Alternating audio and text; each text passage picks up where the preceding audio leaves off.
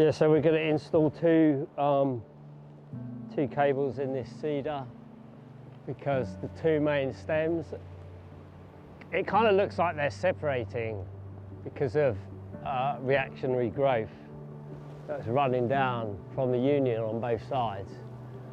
It looks to me like it's been that way for, I don't know, maybe 40 years, something like that, you know. With the amount of reaction growth on the western side of the stem there.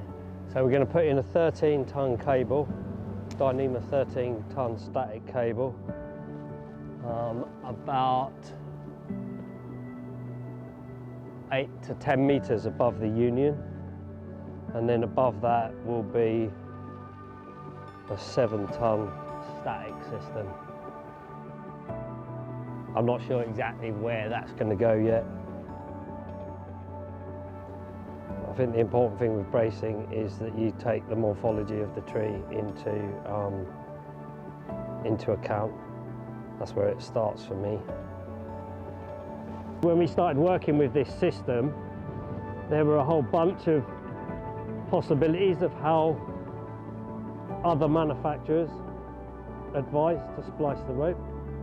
And what we found was that with none of the systems that had already been used, you couldn't tension the system properly.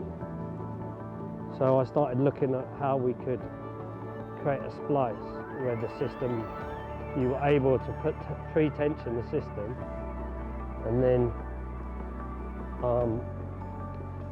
then let the whole system go slack and then re-tension it at the end. And this was basically the splice that we came up with. You know, it's really simple. It's just a zigzag, 5-pass zigzag. And then with any splicing, there's a risk that you reduce the breaking load of the rope.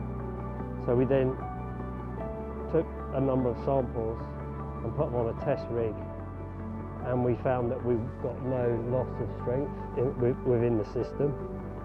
What's happening is that side of the tree is trying to unwrap in that direction.